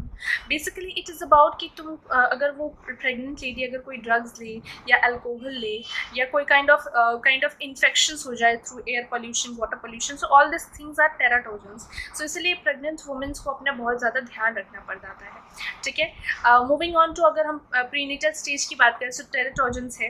देन इन्वायरमेंट, कौन से इन्वायरमेंट में वो लेडी रह रही है कहीं ना कहीं वो भी इफेक्ट करता है फीटस के डेवलपमेंट में। ओके, मैटरनल कैरेक्टरिस्टिक्स और जेनेटिक्स, जो मदर की जो कैरेक्टरिस्टिक्स हैं, जो जीन्स हैं, वो बच्चे में जाती हैं इसी टाइम पीरियड के आसपास। Moving on to infancy, infancy में क्या देखने को मिलता है? इन्फेंसी जो है वो 0 to 2 ईयर्स को हम लोग देखते हैं। इसमें बच्चा जो है वो अब जन्म ले लिया होता है, बर्थ हो जाता है बच्चे का, एंड इसमें हम लोग देखते हैं कि बच्चा जो है वो उसका ब्रेन में डेवलपमेंट धीरे धीरे स्टार्ट होता है, मसल्स वो ग्रो करने लग जाता है, हाथ पैर हिलाना चालू करता है, उसके नर्वस सिस्टम में डेवलपमेंट देखते हैं हम लोग देखते हैं कि वो बोलने की कोशिश कर रहा होता है उस टाइम पे, वो hear just after their birth. So जैसे ही वो हो जाता है, उनका बर्थ हो जाता है, वो सुनना शुरू कर देते हैं। विजन जो है, लुक फॉर स्टिमुलस, 6 से 1 मंथ, जैसे वो पैदा होते हैं तो उनको दिखाई नहीं देता, उनकी आंखें बंद रहती है, बट 6 मंथ से 1 ईयर तक उनकी आंखें भी खुल जाती है परफेक्टली। वो कलर डेफिशिएंट होते हैं, वो सिर्फ रेड और वाइट देख सकते हैं, बट आफ्टर 3 मंथ्स वो सभी कलर को रिकॉग्नाइज करना स्टार्ट कर देते हैं। हम देखते हैं कि उनमें अटैचमेंट्स की फीलिंग्स भी धीरे धीरे आना शुरू हो जाती है, जब वो अपने पेरेंट्स को अपने जो भी उनके आसपास उनका ख्याल रखते हैं, उनकी तरफ एक बॉन्ड शेयर करने लग जाता है, दैट इज अटैचमेंट। देन वो उनकी आवाज़ को समझने की कोशिश करते हैं या डिटेक्ट करते हैं, जैसे अपनी मदर का वॉइस डिटेक्ट करना हुआ, वो काफिंग करने लग जाते हैं, ब्लिंकिंग करने लग जाते हैं, अगर मम्मी दूर जाए राइट बच्चे को छोड़ के तो वो रोने भी चालू कर देते हैं। ठीक है, स्मेल, टेस्ट, देन अगर उनको थोड़ा सा चींटी काटो तो उसको पेन भी होने लग जाता है, सो टच महसूस हो जाता है। सो ये सारी चीज़ें हम लोग देखते हैं उस टाइम के आसपास, यही सब चीज़ें यहाँ पे एक्सप्लेन की हुई है। ओके, सो डायरेक्टली हम लोग शिफ्ट कर रहे हैं तो चाइल्डहुड में हम लोग देखते हैं इट इज़ अबाउट 3 ईयर्स से 10 ईयर्स। तो अब बच्चा जो है वो बड़ा हो गया है, वो 3 से 10 साल के बीच में आया हुआ है, अब वो धीरे धीरे एडोलेसेंस की तरफ मूव ऑन हो रहा है। अब जो बच्चा था वो उस टाइम पे तो उसको कुछ समझ नहीं थी, धीरे धीरे समझ आ रही थी, चीज़ों को वो सीख रहा था, जान रहा था। अब वो चीज़ों को और ज़्यादा जानना शुरू करता है अपने आसपास से। फॉर एग्जाम्पल वो मूवीज़ देखेगा, वो टीवी देखेगा, कार्टून देखेगा, चीज़ों को और जानने की कोशिश करेगा, एब्जॉर्ब करेगा, कलर्स को देखेगा, देन उसमें एक मोरालिटी हो जाएगी कि ऐसा करना अच्छा है, अच्छा बिहेवियर है, गुड बिहेवियर है, and what is bad behaviour, ये पता चलेगा उसे। फिजिकली वो लोग डेवलप करेंगे, ब्रेन का डेवलपमेंट, देन हेड का डेवलपमेंट हम लोग को देखने को मिलता है। हेड से टेल रीजन में जो डेवलपमेंट होता है उसे हम लोग कहते हैं सेफेलोकार्डली, एंड प्रॉक्सिमो डिस्टल में हम देखते हैं कि सेंटर पार्ट से लेके डिस्टल रीजन तक जो डेवलपमेंट होता है दैट इज ऑल्सो सी। तो एज अ होल ये फिजिकल डेवलपमेंट है। देन मोटर डेवलपमेंट में हम लोग उसके बॉडी पार्ट्स को ग्रो होते हुए देखते हैं, arms, legs, like this. Cognitive development में हम देखते हैं ऑब्जेक्टिव परमानेंस। कॉग्निटिव डेवलपमेंट में हम लोग देखते हैं कि वो कलर्स को रिकॉग्नाइज करना शुरू कर देते हैं, वो चीज़ों को रिकॉग्नाइज करते हैं। देन ईगो सेंट्रिज्म आ जाता है, जहाँ पे वो सेल्फ फोकस करने लग जाते हैं। जैसे बच्चे जो हैं वो प्रेफर करते हैं अपने छोटे से चप्पल को छोड़ के या स्लीपर्स को छोड़ के वो बड़े बड़े स्लीपर्स पहनने लग जाते हैं, छोटे बॉटल में पानी नहीं पियेंगे, बड़े बॉटल में पानी पियेंगे। तो दिस काइंड ऑफ थिंग्स हम लोग को देखने को मिलता है। इंट्रूसिव थॉट आ जाता है, जैसे वो बहुत क्यूरियस हो जाते हैं, बात बात पे सवाल पूछने लग जाते हैं। ठीक है, देन कंक्रीट ऑपरेशन हम लोग देखते हैं। फॉर एग्जाम्पल वो धीरे धीरे अब लॉजिकल थिंकिंग शुरू कर देते हैं। सोशो इमोशनल डेवलपमेंट होता है, जहाँ पे वो रिलेशनशिप्स समझते हैं, वो कंपैरिजन करते हैं, वो धीरे धीरे समझते हैं कि मैं गर्ल हूँ या मैं बॉय हूँ। So this kind of thinking also comes in their mind. Challenges of adolescence, अब एडोलेसेंस में आने के बाद ही उनमें थोड़ी सेक्शुअल मैच्योरिटी आती है, वो सेकेंडरी सेक्शुअल कैरेक्टरिस्टिक्स उनमें डेवलप होते हैं, वो क्या कर रहे होते हैं, बायोलॉजिकली और साइकोलॉजिकली ज़्यादा डेवलप हो रहे होते हैं इस टाइम पे। ठीक है, so specially about cognitive development is specially इस एज में होता है, इट इज़ 10 to 19 ईयर्स में ये स्टार्ट होता है। ठीक है, it is about one set of puberty also, cognitive development होता है, जैसे अब वो अपनी थिंकिंग्स, खुद की थिंकिंग्स डेवलप करना शुरू कर देते हैं। ईगो सेंट्रिज्म आता है, जैसे वो इमेजिनरी ऑडियंस, कभी कभार कुछ एडोलेसेंट्स को लगता है कि उसको हर टाइम कोई ना कोई देख रहा होता है, तो that is imaginary audience. Personal fable, उनको लगता है कि वो ऐसे हैं कि उनको कोई समझ ही नहीं सकता, ना घर के परिवार मेंबर्स उनको समझ सकते हैं, मतलब वो ऐसे हैं, इतने यूनिक है टाइप्स, राइट। सो ऐसा हो जाता है, ऐसा महसूस होता है। This concept is given by David Elkind. This is important कि ईगोसेंट्रिज्म क्या है, what is imaginary audience and personal fable, this is most important, तुम्हें ध्यान रखना है। फॉर्मिंग आइडेंटिटी, वो अपनी आइडेंटिटी को फॉर्म करना चालू करते हैं, वो जानने की कोशिश करते हैं कि मैं कौन हूँ, मेरी पसंद क्या है, मेरी नापसंद क्या है, मैं कौन सी जॉब करना चाहता हूँ, मैं क्या चीज़ें अवॉइड करना चाहता हूँ। So this kind of factors आ जाते हैं हमारे अंदर, हम अपने बिलीव्स, अपने एटीट्यूड्स, अपने कमिटमेंट्स को ढूंढने की कोशिश करते हैं।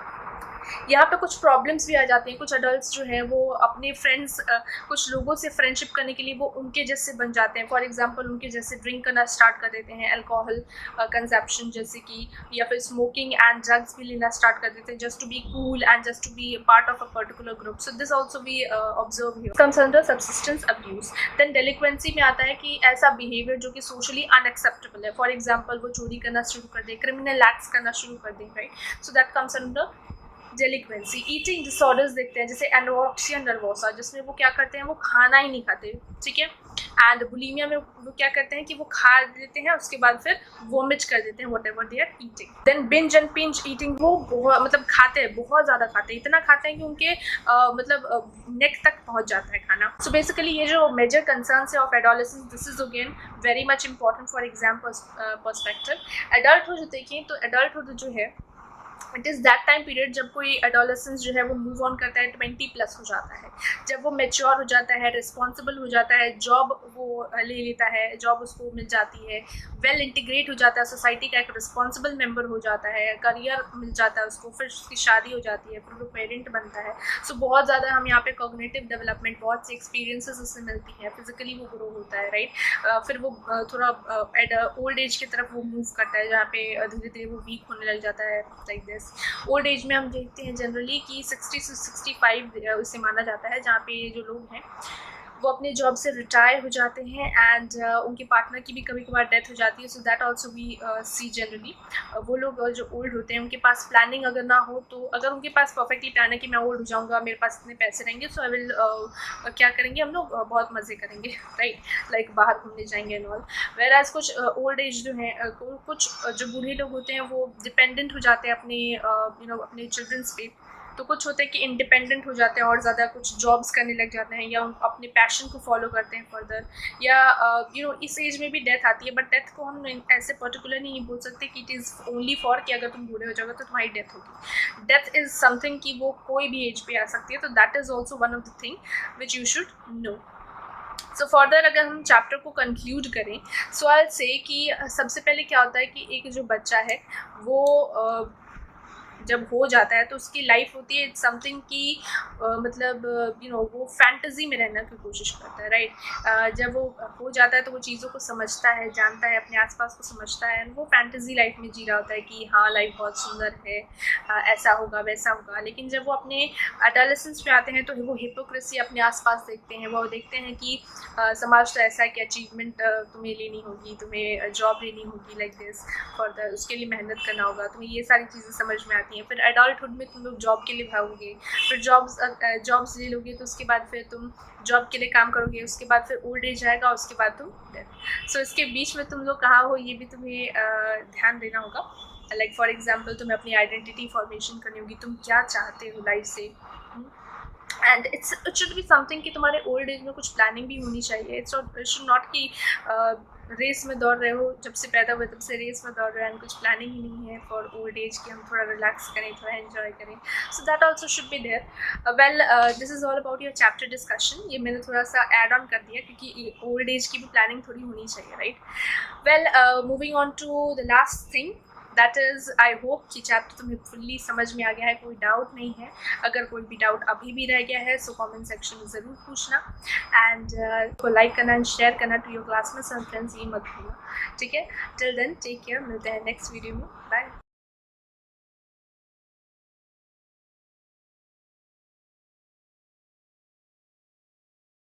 जय हिंद एवरीवन, दिस इज सभी एंड आप सभी की ह्यूमैनिटीज एजुकेटर। आज के इस वीडियो से हम लोग क्या करेंगे, हम लोग साइकोलॉजी के चैप्टर नंबर 4 पे मूव करेंगे, which is sensory, attention and perceptual processes. Okay, so जैसे कि हम लोग चैप्टर का रिविजन सीरीज कंटिन्यू कर रहे हैं साइकोलॉजी बुक का, so this is our chapter number 4 and again rationalize syllabus के हिसाब से दिस इज चैप्टर 4, वेराज अगर जिसका ओल्ड बुक है उसके हिसाब से दिस इज चैप्टर नंबर 5।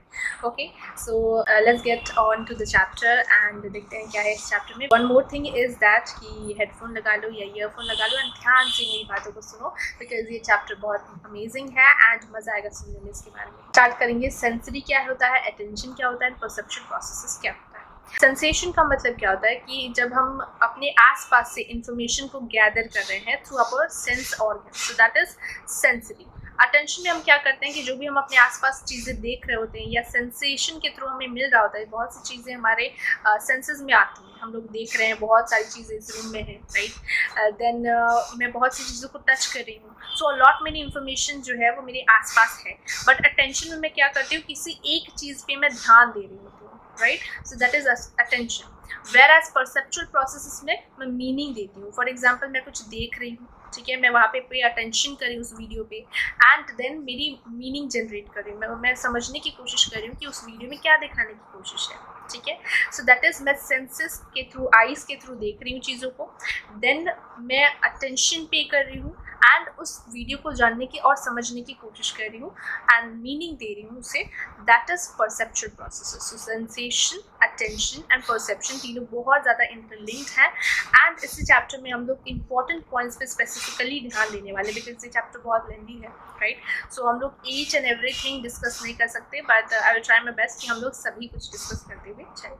सो हम लोग स्टार्ट करेंगे with functional limitations of sensation, क्योंकि डिटेल में मैंने पूरा का पूरा चैप्टर का वीडियो बना रखा है ऑलरेडी, अगर तुम लोगों ने नहीं देखा है तो जाके देख लो। Moving on to functional limitations की बात करें तो हमारे सेंस ऑर्गन्स के कुछ लिमिटेशंस होते हैं। फॉर एग्जाम्पल, अगर तुम इस रूम में बहुत तेज़ आवाज़ लगा दो, या फॉर एग्जाम्पल अगर तुम लोग जो वीडियो देख रहे हो उसका आवाज़ फुल पे कर दो, तो तुम्हें इतना ज़ोर से बजेगा कि कुछ सुनाई नहीं देगा तुम्हें, राइट। एंड दूसरा केस में मैं क्या बोलूँगी कि बहुत कम कर दो तो कुछ सुनाई नहीं देगा। तो क्या होता है ना, हमारे ईयर्स की एक लिमिटेशन है कि एक स्पेसिफिक जगह, कुछ जैसे कि तुम लोग फुल करके तो देख नहीं रहोगे, तुम लोग कुछ ऐसे मतलब मिडिल में होगा तुम्हारा वॉइस, लाइक दिस, या मिडिल से थोड़ा आगे होगा, राइट। सो ऐसे तुम लोग अपना वॉल्यूम का एडजस्टमेंट ऐसे किया कि तुम्हारे ईयर्स को सुनाई दे एंड तुम लोग चीज़ों को अच्छे से समझ पाओ, right. So this is our what known as functional limitation. हम बहुत धीरे आवाज़ को नहीं सुन सकते, बहुत तेज़ आवाज़ को भी नहीं सुन सकते, हम लोग को एक मिनिमम अमाउंट चाहिए जिस आवाज़ पे हम लोग सुन सके। So that is our functional limitation. ये सिर्फ ईयर्स के लिए नहीं होता, बट ये होता है आईज के लिए, ये होता है हमारे अदर सेंस ऑर्गन्स के लिए, ठीक है। Moving on to absolute threshold and differential threshold. Absolute threshold में बेसिकली क्या होता है, नो टू येस सेंसेशन होता है। पहले हम कुछ नहीं देख रहे होते हैं, बट नो से हमारा येस सेंसेशन आ जाता है। फॉर एग्जांपल, अगर जैसे कि मैंने एग्जांपल दिया ही था तुम लोगों को, एक ग्लास ऑफ वाटर लो, उसमें चीनी डाल दो। पहले तो तुम ग्लास ऑफ वाटर को पिए तो कोई टेस्ट नहीं आया, लेकिन जैसे तुम लोगों ने उसमें चीनी डाला तो कुछ टेस्ट आया, मीठा स्वीट टेस्ट आया, राइट। 1 स्पून 2 स्पून डाला तो उसमें टेस्ट आ रहा है। So that is no to yes sensation, which is known as absolute threshold. Differentiate threshold में मैं क्या बोलूँगी, डिफरेंशिएट थ्रेशोल्ड में होता है कि हमारा जो 1 स्पून तुम लोगों ने डाला पानी में शुगर, ओके, एंड टेस्ट था थोड़ा सा स्वीट, अब तुम 3-4 स्पून मोर ऐड कर दो उसमें, तो उसका टेस्ट में थोड़ा सा ज़्यादा स्वीटनेस महसूस होगा, right. So that is differentiate threshold, जिसमें येस टू येस सेंसेशन होता है, बट थोड़ा सा स्लाइट डिफरेंस हम लोगों को देखने को मिलता है।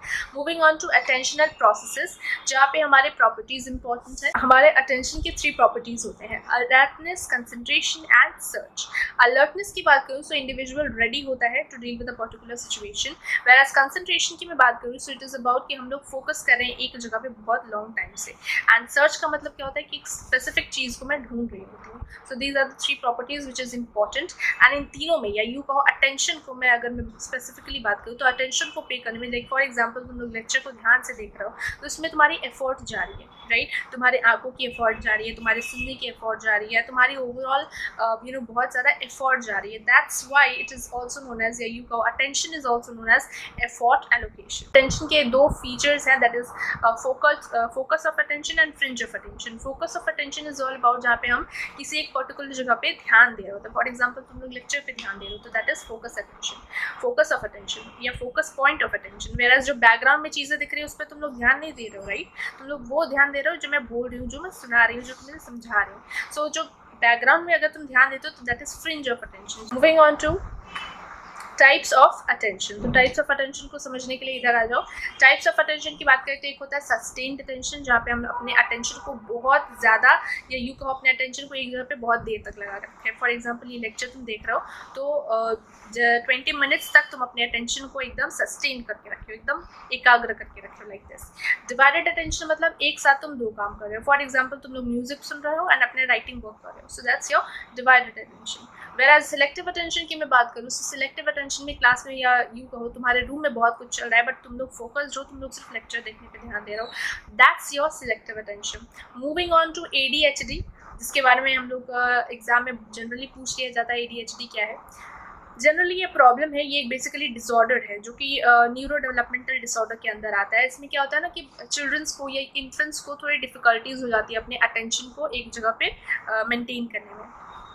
साथ ही में हम देखते हैं कि वो जो जिसको अटेंशन ADHD की प्रॉब्लम होती है वो एक जगह पे शांत बैठ ही नहीं सकता, नंबर 1। दूसरा हम लोग देखते हैं, यानी कि नंबर 1 जो था वो हमारा हाइपर एक्टिविटी हुआ। नंबर 2 में हम लोग देखते हैं इम्पल्सिव, वो लोग हर टाइम कुछ ना कुछ करते हैं एंड उनकी एनर्जी कभी भी डाउन नहीं होती, that is also one of the thing. And the third thing is कि वो अटेंशन ही पे नहीं कर पाते, किसी एक जगह पे रुक के सुनते ही नहीं कुछ भी, एक जगह पे वो रुकते ही नहीं है, that is also main thing. So that is your ADHD का प्रॉब्लम, जिसे क्योर करने की बहुत सी कोशिश की जा रही है, प्रिवेंशन भी है। You can read it on when you will get the notes, and this notes you will get in the Telegram channel जिसका लिंक डिस्क्रिप्शन में है, अभी जाके Telegram को ज्वाइन करो। Moving on to selective attention, जिसके 3 टाइप्स बताए हुए हैं। All this things I have discussed in detail, but यहाँ पे इंपॉर्टेंट क्या है, थ्योरीज इंपॉर्टेंट है, filter theory, filter attenuation theory and multimode theory, जिसके बारे में अगेन मैंने डिटेल में बता रखा है वीडियो लेक्चर में, सो इसलिए मैं डिटेल में जाऊँगी नहीं, because we have a lot many things to still discuss, right? So that's why. लेकिन अगर कोई भी डाउट है अगेन तो you can ask me in the comment section, I will make a separate video on that particular topic, correct? So next बात करें हम लोग स्पैन ऑफ अटेंशन की, जहाँ से MCQs में क्वेश्चन पूछ सकते हैं। Span of attention given by Muller magic number, given by Muller liar, इन्होंने मैजिक नंबर दिया था 7 + -2, 7 + -5, जहाँ पे वो बताते हैं कि फ्रैक्शन ऑफ सेकेंड्स के अंदर तुम लोग 5 से 9 चीज़ों पर या 5 से 9 लेटर्स पर ध्यान दे सकते हो, यानी कि 1 सेकंड में भी कुछ भी होगा। लाइक फॉर एग्जांपल अभी गाड़ी पास करेगी तो गाड़ी का नंबर तुम्हें 5 से 9 डिजिट तुम याद रख सकते हो, इतनी तुम्हारी मेमोरी की या इतनी तुम्हारे दिमाग की कैपेसिटी है। अगर तुम अभी मिनिमम तो 5 है लेकिन मैक्सिमम 9 होती है। अगर तुम अपने मेमोरी पे ध्यान दो, अपने अटेंशन पे ध्यान दो तो it can go to 9, but maximum it is 5 तक, ठीक है? Then comes your perceptual processes, जहाँ पे हम क्या करते हैं, हम अपने इन्फॉर्मेशन को जो हमें सामने से मिल रही है उसे मीनिंग प्रोवाइड कर रहे होते हैं। फॉर एग्जांपल तुम लोग सुन रहे हो वीडियो लेक्चर को, इसको तुम जो मीनिंग प्रोवाइड कर रहे हो ना, जो समझ रहे हो, that is your perceptual process, जहाँ पे तुम क्या कर रहे हो, मीनिंग अलॉट कर रहे हो कि मैम ये पढ़ा रही है, ये टॉपिक, इसका मतलब ये बता रही है, so yes I got a point. So this is your saving, this is being saved in your memory, so that's your perceptual process, जहाँ पे तुम मीनिंग अलॉट करते हो टू स्पेसिफिक थिंग्स। इसके अंदर तुम्हारे होता है processing approaches. Bottom up process ऐसा होता है कि पार्ट से होल। फॉर एग्जांपल तुम एक चैप्टर पढ़ रहे हो, ठीक है, एंड उसके हर एक टॉपिक्स को तुम पहले समझ रहे हो, एंड जब हर एक टॉपिक तुम डिटेल में समझ रहे हो तो पूरा चैप्टर तो अल्टीमेटली क्लियर हो रहा है। So parts to whole is known as your bottom up process, whereas top to down process में हम लोग क्या देखते हैं कि होल से पार्ट्स पे आते हैं। मैंने पूरा चैप्टर समझ लिया, अब उसका एक टॉपिक का मतलब ये होगा that according to me I have made, so that's your kind of top down process, ठीक है? Then comes to a principle of perceptual organization and form perception. Form perception में क्या होता है कि हम जो विजुअल फील्ड्स होते हैं, जो हम आंखों से बहुत सी चीज़ें देख रहे होते हैं, उसको जब हम लोग ऑर्गेनाइज करते हैं, उसको जब हम मीनिंग प्रोवाइड करते हैं specifically, then it is called form perception. Okay, form perception के प्रिंसिपल्स भी हैं, which is also known as gestalt law of perception, which we will again discuss once again. Distinction between figure ground जो है, figure ground के बीच में क्या, figure ground के बीच में जो डिफरेंस होता है, that you can read it once, I have written it over here. Whereas form perception के बारे में बात करें या परसेप्चुअल ऑर्गेनाइजेशन की बात करें, तो यहाँ पे जेस्टाल्ट साइकोलॉजिस्ट का इंपॉर्टेंट रोल है. उन्होंने बताया था, जैसे वर्दमी, कोहलर, कॉफका, इन्होंने बताया था कि जो भी हम चीज़ें देखते हैं वो हम फुल्ली नहीं देखते. whatever we see it as a whole. हम हमेशा चीज़ों को होल देखते हैं. फॉर एग्जाम्पल, जैसे मैंने बताया था, हमारे चैप्टर 1 में भी हम लोगों ने डिस्कस किया हुआ था स्कूल के बारे में, द स्कूल ऑफ साइकोलॉजी, जहाँ पे हम क्या देखते हैं, चीज़ों को एज अ होल देखते हैं. फॉर एग्जाम्पल, अगर मैं तुम्हें स्क्रीन पर जो दिख रहा है, सो तुम स्क्रीन पे फुल देख रहे हो, राइट, या यूँ कहो तुम मुझे देख रहे हो, so you are seeing as a whole. You are not seeing कि मेरे आँख इधर है, मेरे बाल इधर है, मेरे हैंड्स इधर है. Like you are not seeing it separate, you are seeing it as a whole. That's what known as your gestalt psychology. जो हमारे gestalt psychologist बताने की कोशिश कर रहे थे. तो हमारे ब्रेन की एक कैपेसिटी होती है कि हम चीज़ों को एक स्पेसिफाइड फॉर्म में देखते हैं. फॉर एग्जाम्पल, यहाँ पे जब हम बात करते हैं प्रिंसिपल्स की, तो ये जो तुम डायग्राम देख रहे हो यहाँ पे एग्जाम्पल के फॉर्म में, नंबर 1, इसमें हम लोग क्या देख रहे हैं बेसिकली, इसमें हम लोग बेसिकली क्या देख रहे होते हैं कि दो का झुंड बनाया हुआ है. तो इन दोनों को ज़रूरी नहीं है कि दे आर इनको क्लोज कर दिया है, बट डजंट मीन कि ये ग्रुप बना रहे हैं, राइट. बट हमारा ब्रेन क्या बोलेगा कि ये तो ग्रुप बना रहा है कुछ, राइट. सो ऐसे हम परसीव करेंगे, बट ज़रूरी तो नहीं है. तो इसका मतलब क्या है कि जब दो चीज़ें क्लोज खड़ी हैं, तो इसका मतलब ये है कि हमारा ब्रेन जो है वो उसे ग्रुप की तरह मान रहा है. फॉर एग्जाम्पल, इस डायग्राम को देख के तुम्हारे माइंड ग्रुप्स बनाने लग गया. So that is your what known as principle of proximity और togetherness. Then comes principle of similarity. जैसे फॉर एग्जाम्पल यहाँ पे डायग्राम दिख ही रहा है तुम्हें. सो इसमें हम लोग क्या देखेंगे कि हमारा जो कुछ सर्कल है, देन स्क्वायर है, देन सर्कल है, देन स्क्वायर है. तो तुम लोग क्या परसीव करोगे, सर्कल स्क्वायर का एक ग्रुप है, देन सर्कल स्क्वायर का एक ग्रुप है, देन सर्कल स्क्वायर का एक ग्रुप है. तो ऑब्जेक्ट्स जो कि एक दूसरे से थोड़े सिमिलर हैं, वो हम लोग उसे परसीव करेंगे एज अ ग्रुप. ठीक है, हम लोग को लगेगा कि ये ग्रुप बनाने की कोशिश कर रहे हैं बिकॉज एक दूसरे से ये सिमिलर है, राइट. सो हमारा ब्रेन इसे परसीव करेगा कि ये जो डायग्राम्स हैं, ये जो पिक्चर्स हैं, ये एक दूसरे के साथ पेयर बना रहे हैं. So that's what your mind will take it and this is known as principle of similarity. Principle of continuity की बात करें फर्दर, सो हम लोग क्या देख रहे हैं कि यहाँ पे एक डायग्राम दिया हुआ है एंड हमारा ब्रेन जो है उसे क्रॉस मान रहा है, राइट. बट एक्चुअल में ज़रूरी तो नहीं है एक क्रॉस है. यहाँ पे PC, PB एक पॉइंट हो सकता है, right. Then PD, AP, this can be also separate, ये सेपरेट भी हो सकता है, बट हमारा ब्रेन इसे ऑब्जर्व कर रहा है कि ये टुगेदर में क्रॉस बनाने की कोशिश कर रहे हैं. So this is principle of continuity, जहाँ पे हम लाइन को कंटिन्यू देख रहे हैं, पार्ट्स के फॉर्म में नहीं देख रहे हैं. मतलब जैसी चीज़ें हैं उसे हम वैसे नहीं देख रहे हैं, हम उसे अपने तरीके से देख रहे हैं, काइंड ऑफ.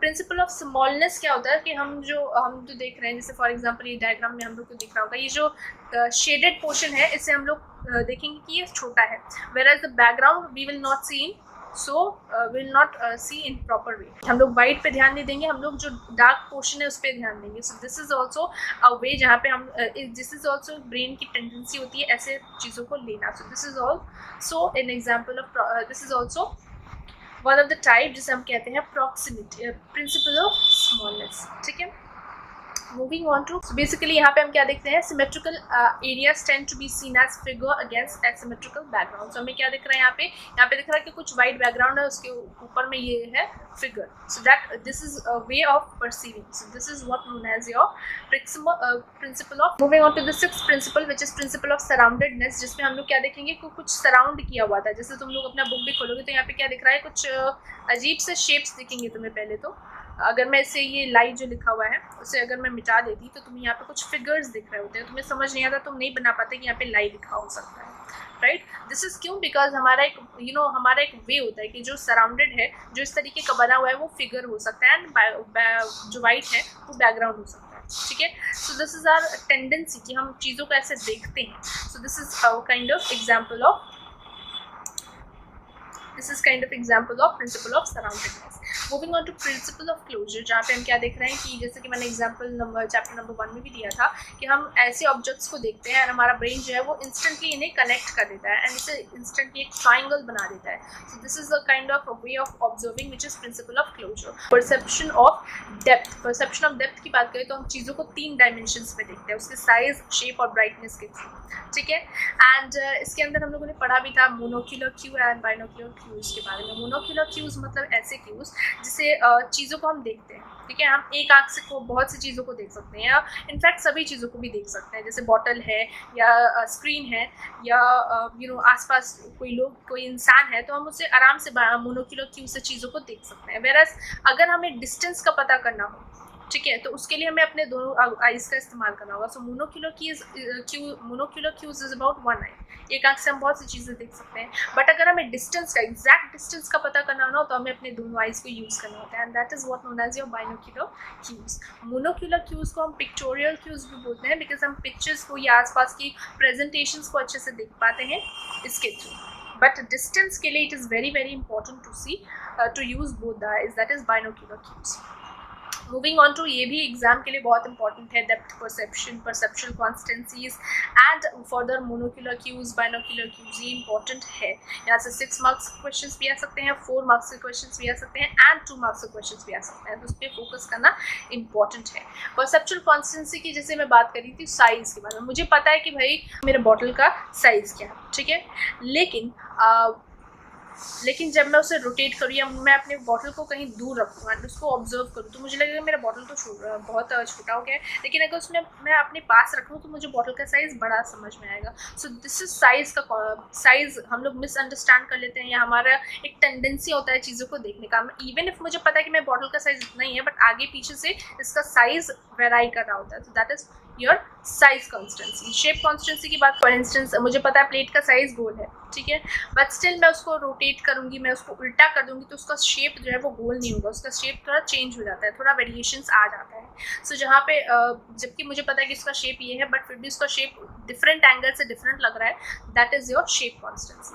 एंड ब्राइटनेस में क्या होता है, मुझे पता है कि इसका कलर रेड है बट बहुत ज़्यादा ब्राइटनेस की वजह से इसका कलर थोड़ा चेंज दिख रहा है, तो इट डजंट मीन कि इसका कलर दूसरा है, बट मैं परसीव ऐसे कर रही हूँ. सो that's your brightness constituency. Okay, moving on to illusions, which is the last topic discussion of today.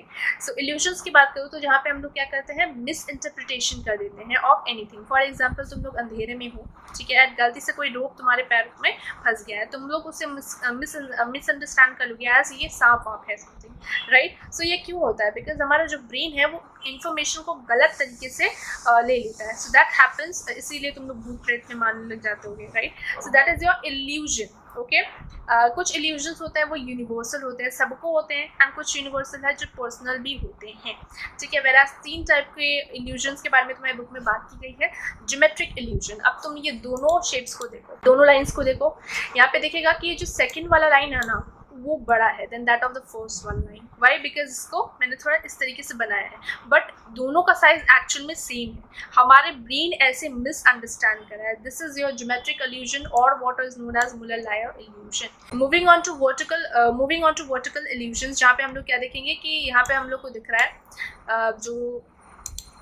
हम लोग जो शेप देख रहे हैं, हम लोग इसे ऑब्जर्व करेंगे कि एज जो स्टैंडिंग लाइन है दैट इज वर्टिकल लाइन, हम इसे परसीव करेंगे एज कि ये बड़ा है देन दैट ऑफ दिस, ठीक है. So this is our misinterpretation which is known as vertical horizontal illusion. Then next comes apparent movement illusion, जिसमें हम लोग क्या देखते हैं कि हम लोग मूवीज़ देखते हैं कभी कभार या फिर मूवीज़ में सिनेमाज वगैरह जाके देखते हैं, राइट, हॉल में बैठ के. सो हम लोग जब मूवीज़ देख रहे होते हैं तो ऐसा लगता है चीज़ें मूव कर रही हैं, ये यहाँ जा रहा है वो वहाँ जा रहा है, तो ऐसा हम लोग फील करते हैं, राइट. बट एक्चुअल में हम भी जानते हैं कि हम लोग मूवी के अंदर नहीं है एंड एक्चुअल में कुछ मूव नहीं कर रहा like that. So this is what known as apparent movement illusion, जिसे हम लोग फी phenomenon भी बोलते हैं. It is not moving but we are perceiving it as if it is moving. So with this we have completed the whole chapter of sensory, attention and perceptual processes. Again कोई doubt है तो comment section में ज़रूर पूछो. साथ ही में इस chapter के नोट्स में टेलीग्राम चैनल पे मिल जाएंगे, लिंक अगेन डिस्क्रिप्शन में है. सो मिलते हैं with the next chapter number 5 which is learning. Till then take care, अपना ख्याल रखना. मिलते हैं नेक्स्ट वीडियोज़ में. चैनल को सब्सक्राइब करना, वीडियो को लाइक करना एंड शेयर करना with your classmates and friends. Don't forget. Okay, so till then take care again and